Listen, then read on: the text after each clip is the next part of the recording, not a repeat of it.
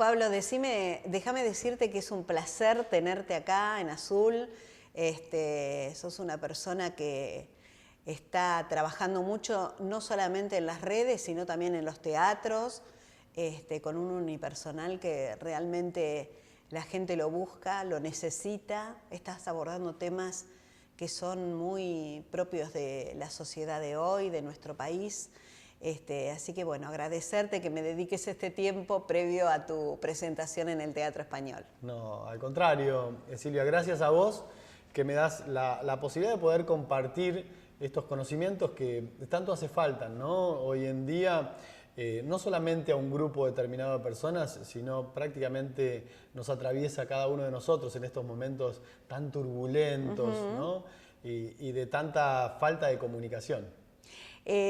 Vos sabés que este programa llega a lo largo y a lo ancho del país y hay gente que no tiene acceso a determinadas cosas, a determinadas charlas, a determinados conceptos y que también hace poderse plantear la vida desde un lado colateral, ¿no? Desde no el pensamiento que traemos como un paradigma familiar, sino pensar las cosas de otra manera, ¿no? Desde otro costado.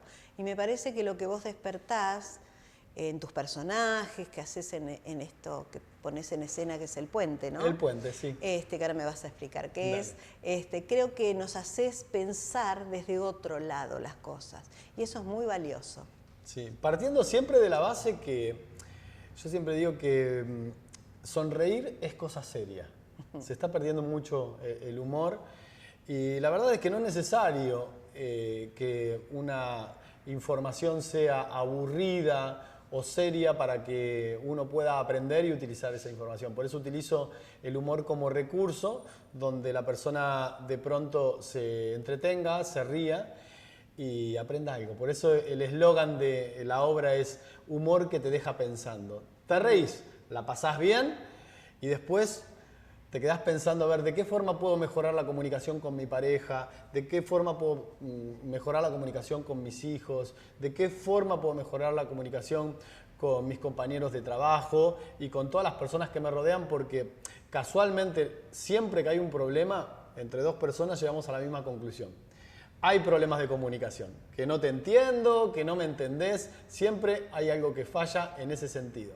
Y cuando aprendemos a comunicarnos, mejoran las relaciones, mejoran los vínculos, mejora prácticamente todo, ¿no? Y también aceptar el pensamiento distinto del otro, ¿no? Que a veces uno se encasilla en lo que uno piensa y al no escuchar al otro es como que nos quedamos ahí y no podemos abrir la cabeza a nuevos pensamientos. Parece que esto nos da la oportunidad también de eso, ¿no? Sí. Hoy en día las empresas, los trabajos, están utilizando mucho lo que es el coaching para que puedan mejorar la comunicación precisamente de eso, ¿no? Porque no es lo mismo decirlo de una manera que de otra. El puente en sí, lo que vos ponés en escena, ¿qué trata? Bueno, antes déjame decirte que ya llevo casi 15 años trabajando lo que es la comunicación, la oratoria y la neurocomunicación desde el plano estrictamente académico y científico. Gracias a Dios esta profesión me permitió poder recorrer escenarios en universidades y ámbitos académicos de 11 países. Y en la pandemia, en el encierro que un poco nos atravesó y nos cambió a todos, surgió esta cuestión de ¿por qué compartir solamente esta información con un grupo reducido de personas y no hacerlo masivo? Para que tanto un niño de 10 años como un abuelo de 80, 90 años pueda comprender esa información y utilizarla para mejorar su calidad de vida.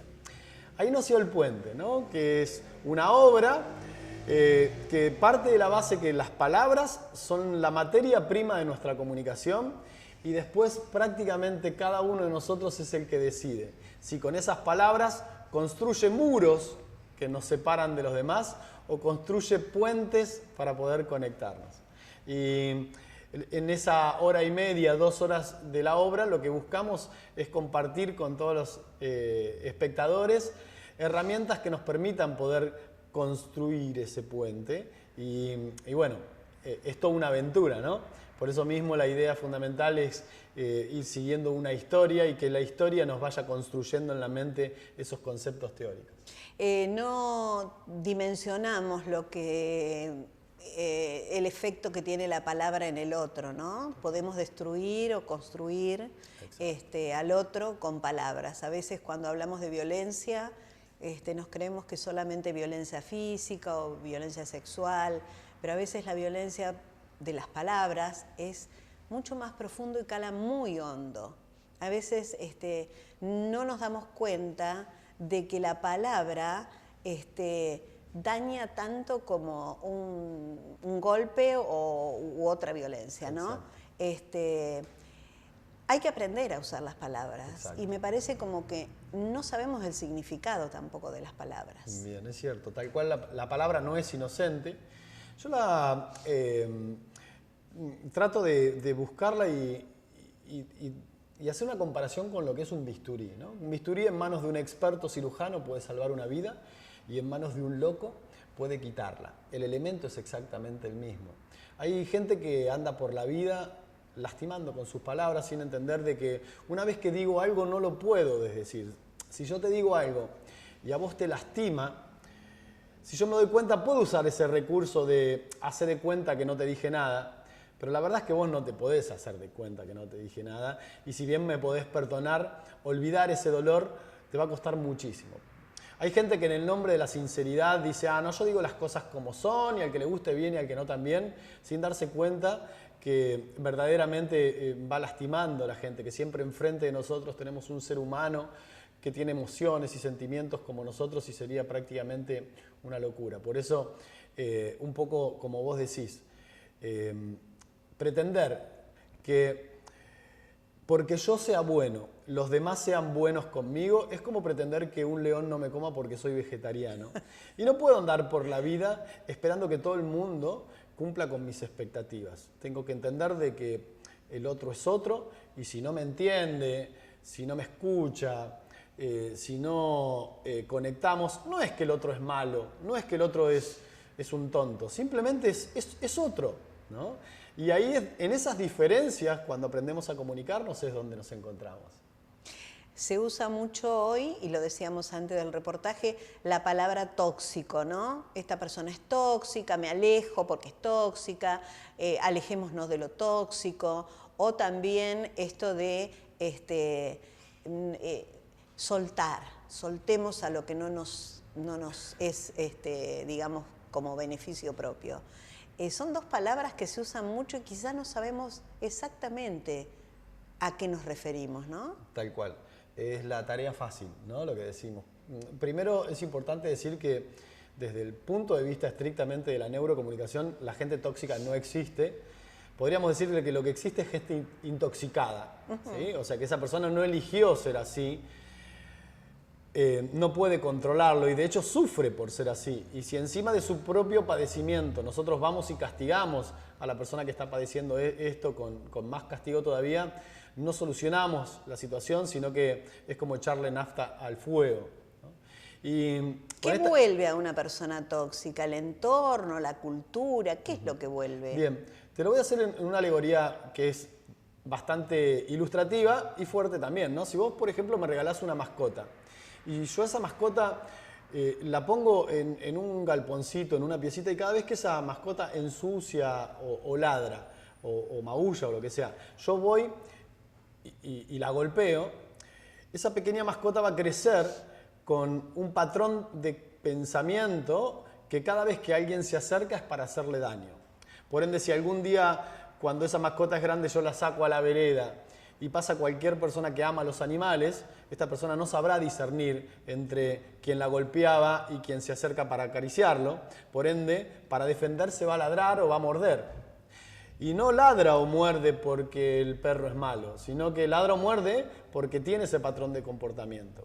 Si bien no hace falta comparar un animal con el ser humano, que es mucho más inteligente en ese aspecto, en el plano emocional prácticamente pasa lo mismo. Entonces las personas que habitualmente son agresivas, no por justificarlas, por supuesto, pero sí podemos entender de que son agresivas porque son personas que la vida las ha maltratado muchísimo y están constantemente a la defensiva. Son personas con mucho miedo que antes de que alguien le haga daño, hace daño primero. Por eso son personas que, por supuesto, muchas veces necesitan ayuda profesional.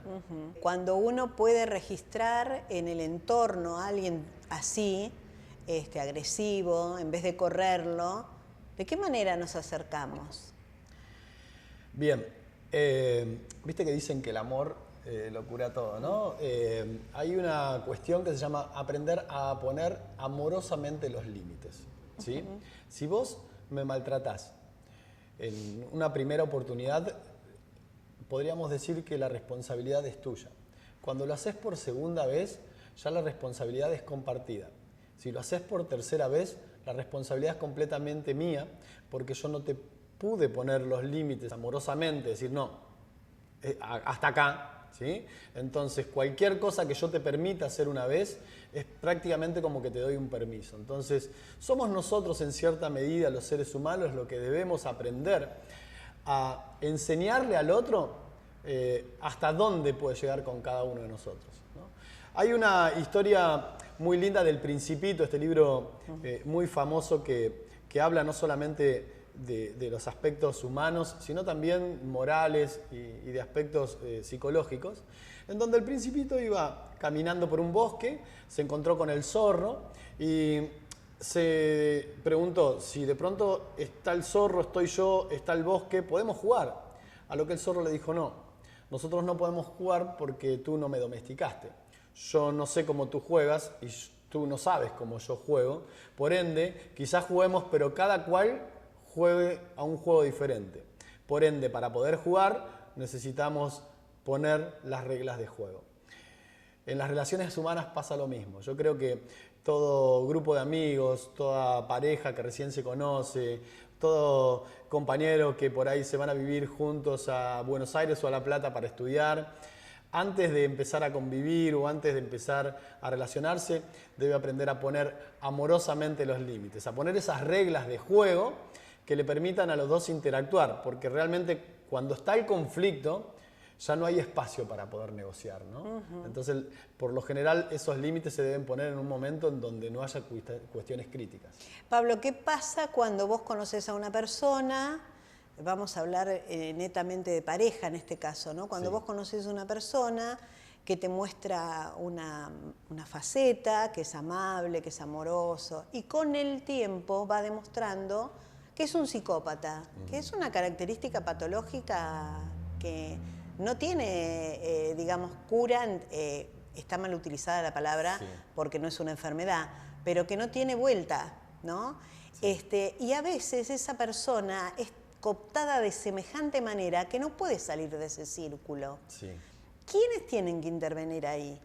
Bueno, primero es importante saber detectarlo rápidamente o de forma temprana, porque habitualmente lo que hacen estas personas es reventar la autoestima de sus víctimas. Y cuando sus víctimas ya tienen la autoestima destruida, no tienen la capacidad para poder discernir o tomar decisiones por sí mismas para poder retirarse, ¿no?, de esa relación. Entonces, ¿cómo nos damos cuenta de forma temprana? Habitualmente estas personas al principio suelen halagar y adular a sus víctimas de forma exageradamente propicia, ¿no? Claro. O sea, tratan de decirles muchas más cosas bonitas de las que esa persona se podría decir a sí mismas para poder conquistarla. Una vez que esa persona entró en ese juego, pasan a una segunda fase que es reconocida, que se llama intermitencia, en donde te doy y te quito. Te doy y te quito para que tú sientas la necesidad de lo que es la ausencia de eso que te doy. Y luego empiezan con el chantaje emocional, que es la tercera fase, que con la misma crudeza con la que hasta hace poco te empecé a decir cosas maravillosas, ahora te digo cosas terribles, ¿sí?, que dejan tu autoestima por el piso y te hacen creer que sin mí no puedes vivir, que no sirve para nada, o lo que sea. Ahora, en ese nivel, ya cuando se llega a la tercera fase, es muy difícil salir. Por ende, creo que hay que detenerlo o dudar, por lo menos, de aquellas personas que de forma exagerada, ¿sí?, adulan y llenan de cuestiones. Obviamente hay gente maravillosa, gente divina, y no hay que confundir a estas cuestiones. Por lo general los manipuladores lo hacen de forma muy exagerada. Yo creo que estamos viviendo una etapa de nuestras vidas que estos elementos los chicos lo tendrían que recibir en su casa, en las escuelas, en los ámbitos donde se manejan ellos, ¿no? Porque a veces crecen sin saber estas cosas. Y bueno, de hecho nosotros crecimos sin saber esas cosas. Y por eso hay tanto abuso, tanta cosa dando vuelta, porque en realidad uno no podía detectarlo porque era un tabú hablar de esos temas. Exacto. Pero hoy que lo sabemos, hoy que sabemos que hay una sociedad compleja, que hay mucha gente con patologías, qué mejor que un maestro, en vez de remitirnos, no es que yo esté en contra de la historia, ¿no? Pero digo, en vez de remitirnos tanto a cosas que pasaron hace tantos años, que está bien que las sepamos, pero un poquito más de darnos esos elementos, ya de chicos, para poder conformar una sociedad mejor. Yo creo que estamos viviendo una crisis en la sociedad. Sí, te comento que de forma personal estoy apoyando a un proyecto de ley de educación emocional que está encabezando Lucas Malaisi, que lo que pretende es incluir la materia educación emocional en alumnos de primario para que todos los niños sepan gestionar sus emociones, entender que no existen emociones positivas y negativas como nosotros creímos toda la vida, que todas las emociones vienen a darnos un recurso que si lo sabemos utilizar es maravilloso y que si no lo sabemos utilizar es desastroso, Claro. ¿no? Porque la verdad es que nos aborda de una manera en donde prácticamente perdemos el control. De hecho, ahora el 2 de septiembre voy a estar dando una charla en el anexo de diputados de la Nación en Buenos Aires para poder fomentar esta cuestión y llegarle, en este caso, a las autoridades que esto sea ley, ¿no? Y que realmente todos los chicos tengan la posibilidad de no sufrir todo lo que nosotros sufrimos. Claro, De y que aprender tengan a los herramientas, golpes. ¿no? Exacto. Tener herramientas, porque hoy, por ejemplo, si un docente llama a un padre para decirle algún conflicto que tiene su hijo, generalmente se defiende al hijo, hay como una grieta, esta grieta que nos atraviesa a todos los argentinos políticamente, socialmente, es tremendo vivir de esa manera, entre blanco y negro cuando hay tantos grises en el medio, Exacto. ¿no? Y esta cuestión de la intolerancia, ¿no? de la apatía, que es cada cual cuida su metro cuadrado sin importarle el otro. Se ha perdido la empatía, la gente en la calle realmente está muy agresiva, en el tráfico, en el ámbito comercial. Hay obviamente muchas cuestiones que realmente, más allá de la situación por la que está atravesando el mundo, que es una situación crítica, no amerita que realmente nos tratemos tan mal, ¿no? Y que nos hagamos tanto daño entre nosotros cuando en realidad lo que necesitamos es ayudarnos, ¿no? Trabajar más en la cooperación y no tanto en la competencia.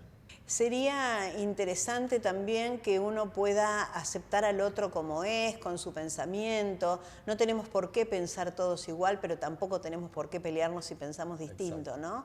Es un trabajo muy arduo, pero creo que se está trabajando desde muchos lugares. Esto que vos venís haciendo de tus talleres, tus cursos, sí, a través de Zoom y también presencial. Ajá.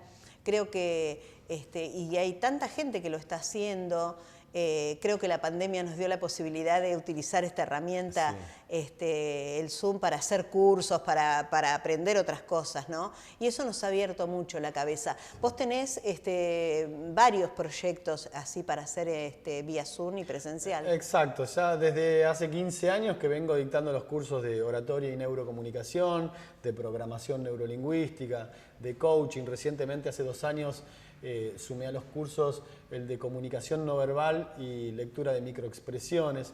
Todas herramientas que nos permiten poder conectar con los otros y gestionar las emociones, ¿no? Hay una frase que digo mucho en todos los cursos, que enojarse, odiar, es como tomar veneno y esperar que le haga efecto al otro. ¿no? Claro. Vivimos muy enojados, muy indignados, criticamos, nos quejamos, pero no hacemos nada por cambiar. Exactamente. Entonces, a veces nos encontramos con gente que dice, odio mi trabajo, odio la situación, odia todo, y después le preguntás, ¿y cuánto hace que estás en esa situación? Y te dice, 25 años, ¿no? Nos encontramos que, yo no digo, si estás en un trabajo que no te gusta, renunciá. Pero digo, mientras estás trabajando en ese lugar que no te gusta, ¿no se te ocurrió, por ejemplo, tirar algún CV en otro lado, en forma paralela, para ver si existe alguna otra posibilidad? Y nos encontramos con esa negativa, ¿no? Con gente que dice que saberlo todo, que da muchos consejos, que se las sabe todas, pero que después su vida es un desastre. Por eso hay una frase que dice que nunca recibas una crítica constructiva de alguien que no construyó nada, ¿no? Porque la verdad es que incluso los argentinos somos un poco opinólogos, somos todos ministros de Economía, somos todos directores técnicos, ¿no? Pero bueno, nuestra vida es un desastre. Por eso también hago mucho hincapié que creo que este mundo cambia con nuestro ejemplo y no con nuestra opinión. Opinólogos está lleno. Creo que lo que este mundo necesita es más gente que haga y menos que opine, ¿no? Empezar a convertirse en ese cambio que queremos ver en el mundo. Obviamente hay que asumir responsabilidades, hay que tener disciplina, hay que autogestionarse, un montón de cosas. Creo que es bastante difícil, pero es contagioso. Sí. Y eso es bueno. Cuando de pronto, muchas veces yo me encuentro que cuando alguien se anima a hacer algo, inmediatamente, como pasa con la solidaridad, ¿no? Donde vemos que alguien se solidariza, inmediatamente a nosotros nos nace ese espíritu y nos encontramos con que primero es un barrio, después es toda una ciudad, después toda una región, un país, y a veces el mundo se vuelve solidario. Y te sentís como que si no haces nada decís, yo no estoy haciendo nada de esto. Exacto. Veo que los demás hacen y yo no hago. Es verdad esto que vos decís de que uno es más fácil la crítica que el hacer, ¿no? Y yo siempre digo, y lo busco en mi vida y trato, no me sale siempre, pero ser coherente, ¿no? Entre la palabra y el hecho. Exacto. Porque si yo digo una cosa y hago otra, también los que están a mi alrededor, es como desvalorizar la palabra, ¿no? Exacto. Digo, ay, sí, porque esto no se hace y yo voy y lo hago. Y también pensar que no hay cosas malas chiquitas. Las cosas malas son malas. Chiquitas o grandes son malas. Chiquitas o grandes son malas. Yo me robo este servilletero, pero es un servilletero. No es lo mismo que robar los bolsos de López. No, es robar. Exacto. A ver, porque para el que puso este servilletero acá, quizá es mucho más sacrificio que lo otro. Exacto. Entonces, yo creo que si empezamos a pensarnos, porque vos fíjate que en las grandes empresas, y me llevo un foco, total es una multinacional, pero te estás robando un foco. Exacto. Y vos llevas con ese foco a tu casa y lo ven tus hijos y vos estás robando. Sí. Entonces después pretendemos que los demás no hagan lo que estamos haciendo en pequeño nosotros. Totalmente. A ¿no? veces te encontrás con que un papá o una mamá le hace un escándalo al hijo porque se robó un lápiz y después le dice, además, ¿acaso no te alcanzan con todos los que te traigo del trabajo? Exacto. ¿No? O de pronto a papá o a mamá no se le miente y a los 2 minutos suena el timbre y le pedimos que atienda y que le diga que no estamos. Claro. Entonces ahí es donde muchas veces el niño se pregunta, ¿no? ¿Qué hago? ¿Lo que me dicen que hago o lo que veo que hacen? Yo creo que suma más lo que ve que lo que le dicen, ¿no? Exactamente. Pablo, ¿cómo incorporás el humor en todo esto? Que es tan importante para nuestra vida, ¿no? Tal cual. Yo creo que la vida es un drama, de por sí, ¿no? Y cuando vemos una comedia, en realidad es un drama donde nos reímos de nosotros mismos. Entonces, en vez de explicar esto con teorías y fórmulas, simplemente trabajo con anécdotas en donde las personas se sientan identificadas, cosas que pasan en casa, que alguna vez nos pasaron en la vida, y que tenga que ver con eso, de aprender a reírse uno mismo y a reírse de situaciones que alguna vez dolieron, porque creo que la vida es así, ¿no? La vida no es ni un drama ni una comedia, no es tampoco un suspenso, es todo eso a la vez. Y creo que el cielo y el infierno no están en ese espacio que aparece cuando dejamos de existir. creo que están en esta tierra adentro de la mente de cada una de las personas. Hay gente que vive su propio infierno y hay gente que vive su propio paraíso. Vos fíjate que hay gente que tiene todo. ¿Viste cuando decís, cualquier persona desearía tener esa vida y está todo el tiempo quejándose, está todo el tiempo criticando, está todo el tiempo pasándola mal? Y realmente uno no puede entender cómo puede haber tanta desgracia en tanta fortuna. Y a veces te encontrás con sistemas opuestos en donde hay un montón de gente que pasan un montón de necesidades y vos las ves tan feliz y tan agradecidos y tan generosos con lo poco que tienen, que esas personas, como te digo, viven su propio paraíso, ¿no? Obviamente lo ideal es ser afortunado y disfrutarlo, por supuesto. Por lo menos, ¿no?, un término medio, exacto, no pasar necesidades. Tal cual. Eso sería lo ideal. Por eso. Contame alguna breve anécdota de estas que vos contás con humor. Bueno, una de estas anécdotas tiene que ver un poco cuando yo tenía 16 años aproximadamente, con mi primera novia, en donde uno, viste, muchas expectativas, todos estábamos en la ciudad de La Plata, pleno julio, 7 de la tarde, esperando el colectivo que vaya para la zona del centro, y de pronto hacía un frío terrible, y ella hace así, dice, qué frío que hace, ¿no? Me mira y dice, qué frío que hace. Bueno, ahí es donde yo me di cuenta, ¿no?, por la comunicación, y digo, creo que tiene frío, así que como un caballero, tal como me enseñó papá y mamá, me saqué la campera y se la puse en los hombros como todo caballero. A lo que ella me miró y me dice, ¿ves que sos un tonto? Y yo digo, ¿cómo que soy un tonto? Dice, ¿no te das cuenta que quería que me abraces? Y yo digo, no, o sea, vos tenías frío, abrigame. Me dice, no, 2 dedos de frente, Pablo, sentido común, tengo frío, abrazame. Y yo digo, no, bueno, y empezamos a discutir y ahí es donde surgieron un montón de cosas que habían pasado últimamente. Dice, por ejemplo, ¿te acordás la otra vez que discutimos y yo te dije que te vayas? Y le digo, sí, me acuerdo. ¿Te fuiste?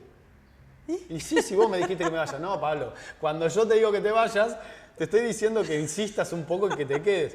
Y ahí es donde muchas veces no nos damos cuenta y tratamos de llamar la atención del otro, esperando de que el otro la case al vuelo, ¿no? Se dé cuenta, ¿no? Que tiramos el centro y que cabecee. Es muy de la mujer eso. No, la verdad es que pasan los dos, ¿no? Tiene que ver con la expectativa. Entonces dice, si yo me doy cuenta ante esta situación, me imagino que el otro se va a dar cuenta igual que yo. Entonces es ahí donde muchas veces surgen los conflictos y no, la verdad es que yo siempre digo que creo que si me dedico a esto es porque quedé traumado de esa situación, ¿no? Y lo que busco fundamentalmente es entender a las personas de la forma más fielmente posible y entender que las personas en realidad no se comunican ni como quieren ni como deben, sino que cada persona se comunica como puede, con lo que tiene. Y a veces, por ejemplo, hay gente que habla muy bien y se comunica muy mal, porque hablar no es comunicar. No. Viste que hay gente que lo que dice lo dice bien, o sea, está bien lo que dice, pero el cómo lo dice tira por abajo todo lo que dijo de la mala forma en que lo dijo, ¿no? Tal ¿Cuántas cual. veces nos pasó que nos dice alguien algo y decimos, mira, tiene razón, pero ahora que me lo dijo así de mala manera, no quiero saber nada. Es verdad. Entonces ahí está la cuestión de empezarnos a darnos cuenta que la emoción viaja hasta 5 veces más rápido que la razón y siempre nos quedamos más con el cómo que con el qué, ¿no? Y lo que tenemos que aprender los seres humanos a la hora de interactuar no es a poner el foco en qué es lo que digo, sino que poner el foco en cómo lo digo para no herir susceptibilidades, para que el otro lo entienda de una forma, para llegar a ser empático y llegarle al corazón, ¿no? Y por ahí uno escuchando esto dice, qué trabajo, cada vez que hablo tengo que pensar tantas cosas a la vez, pero cuando se hace un hábito, exacto, uno después es como que lo incorpora a su vida y ya hay gente que se pelea con todo el mundo, hay gente que se lleva bien con todo el mundo, y vos decís, ¿por qué? Y bueno, por eso mismo, ¿no? Exacto. Por la forma de ser, por la forma de interactuar, porque cuando uno entiende que el otro es un ser individual y otra cosa, ¿no?, que nada que ver con nosotros, yo creo que uno puede llegar a comprender. Nos lleva tiempo, no es un trabajo que uno lo haga así en un clic. No es una decisión, es un proceso. Es un proceso y lleva tiempo. ¿Y vos cómo ves el éxito? Porque hoy hablamos mucho del éxito. Ay, es una persona exitosa. ¿En qué consiste el éxito? Viste que en la medida en que los tiempos van pasando, también va cambiando un poco la nomenclatura. Por lo que estoy viendo hoy en día, el éxito hoy está más asociado a la paz mental que a la adquisición de bienes materiales o de situaciones, ¿no? Antes el éxito estaba basado en el hacer y el tener.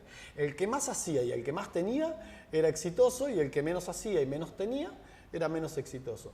Hoy los chicos en cierta medida lo que buscan fundamentalmente es, más allá de lo que tengo y de lo que hago, tener paz mental. De hecho, si vos vamos hacia atrás y tratamos de buscar los momentos más felices de nuestra vida, cualquiera de nosotros, inmediatamente se va a dar cuenta que esos momentos en donde decimos, wow, ¿no?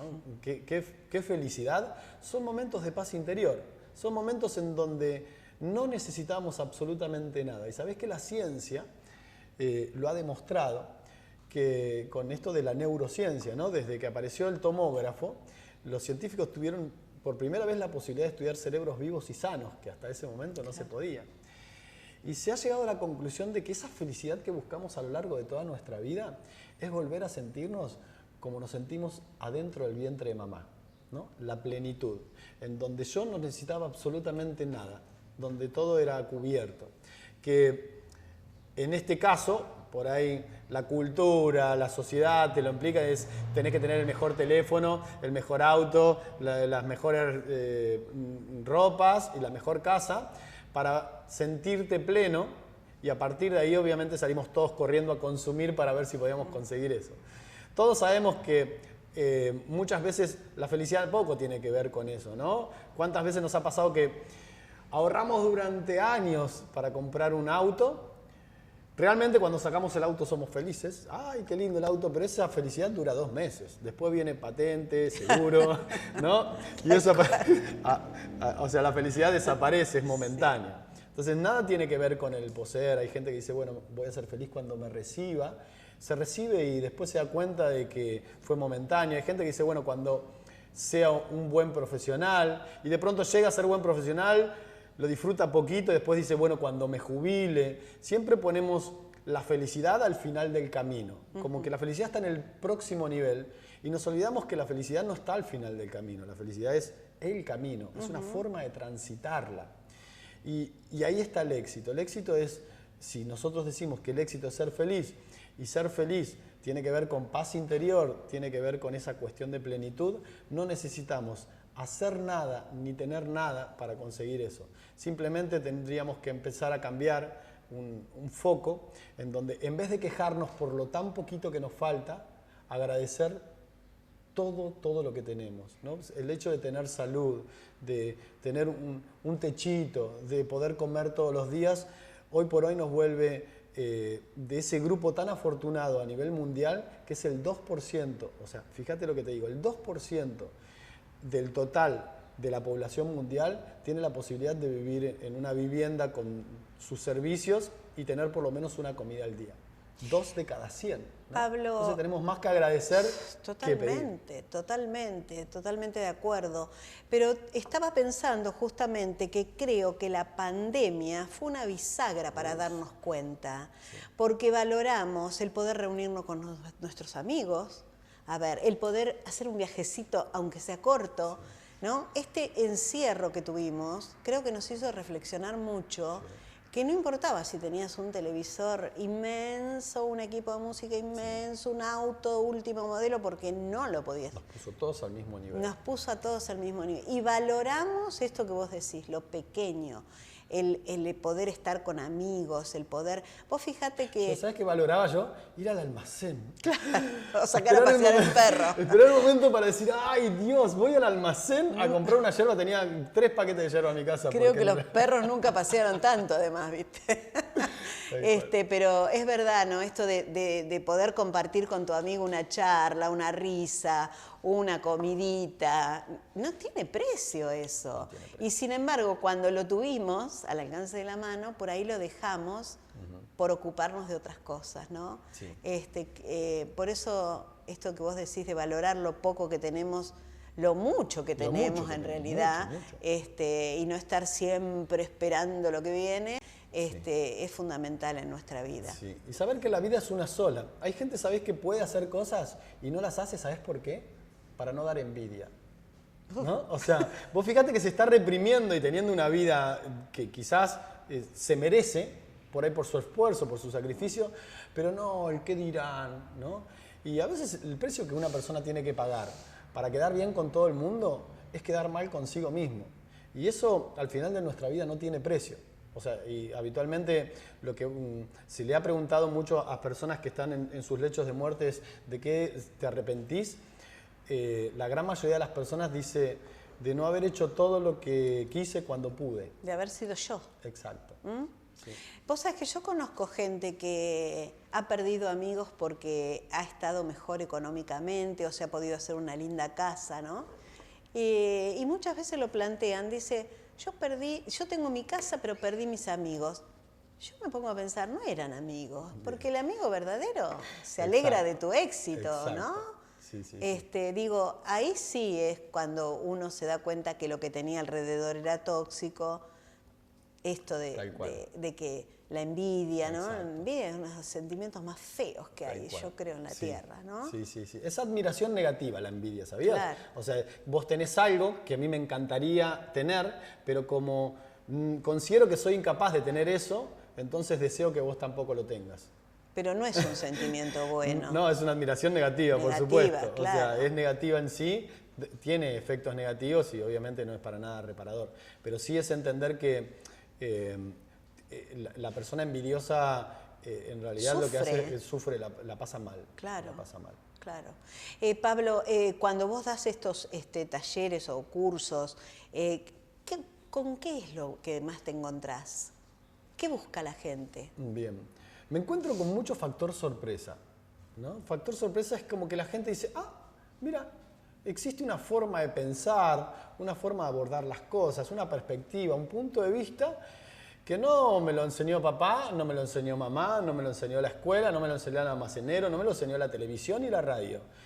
Y que no hace falta que tu vida cambie para que vos cambies. A veces la gente está esperando a que las cosas cambien para cambiar. Y en realidad, lo que no entiende la gente es que para que las cosas cambien, primero hay que cambiar. O sea, que el rol es invertido, que no existe la posibilidad de que mi situación cambie si primero no cambio yo primero, ¿no? Entonces, bueno, valga la redundancia. Lo que buscamos fundamentalmente en cada uno de los cursos es que de la forma más proactiva, ¿no?, y optimista posible, la persona se haga responsable y cargo de su vida, deje de culpar a los demás, deje de buscar excusas, y de a poco vaya tomando decisiones, que deje de aceptar su destino y empiece a construir su destino. Porque viste que a veces pasa esta cuestión de que te encontrás con alguien y te dicen, ¿cómo andás? Y acá, en la lucha, haciendo lo que se puede, con mi peor es nada. Y uno lo remata diciendo, y bueno, ¿qué va a hacer, no? Es lo que hay. Y en realidad no es lo que hay. Uno puede tomar decisiones y entre esas decisiones, de forma gradual y progresiva, empezar a elegir, dejar de ser un espectador o una víctima de su destino y empezar a ser un protagonista de su vida. A veces es cómodo ser víctima. Es que los víctimas lo que hacen es llenarse de excusas para poder justificar que no se animan a cambiar. Pablo, ha sido un placer charlar con vos.